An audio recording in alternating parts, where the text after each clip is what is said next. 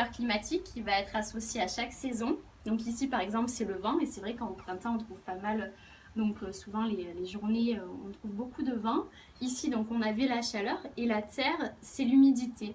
Donc ici par rapport à notre système digestif, ce qui est en relation avec l'humidité, on va dire que c'est quand un repas est trop lourd, ou que vous mangez peut-être à des horaires trop irrégulières, que le corps a du mal à s'adapter, il va mettre souvent en stockage.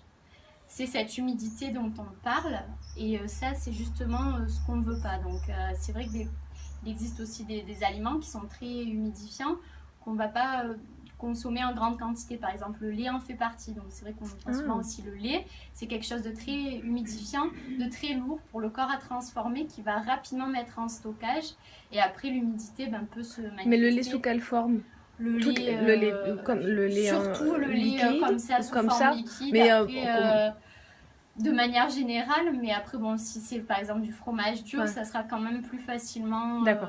Donc le lait c'est sûr, voilà, après, mais peut-être moins, de manière moins évidente quand même, tout ce qui est yaourt, et parce qu'on dit beaucoup de choses un peu négatives sur le lait, on entend beaucoup de choses avec Joyeux, tout ça, ouais, qui déconseille c'est vrai. en particulier, et fait des différences entre les laits, le lait de vache et Mais en fait, cette humidité, le problème c'est que pour les Chinois, elle est à la base de pas mal de maux, dont les cancers, qui d'accord. ont vraiment pris beaucoup d'ampleur. Oui, c'est vrai Et qu'on a. c'est pour ça que du C'est ce coup, qui se on dit. essaye de travailler aussi sur ce point, sur le fait de pas trop humidifier le corps. Voilà, il lui en faut un petit peu, mais voilà, Mais pas pas en trop. excès.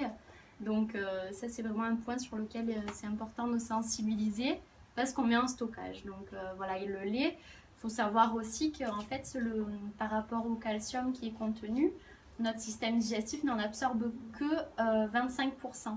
Donc les 75 autres pourcents, ils sont stockés dans le corps, et c'est ce qu'on ne veut pas. C'est pour ça que ça crée après des problèmes tels que l'ostéoporose, Oui. même si le lait contient du calcium. Donc plus se baser sur des amandes, etc. Une très très bonne source de calcium. Donc vous avez l'élément métal. Ça c'est ce qui correspond à l'automne. C'est un petit peu voilà, la nature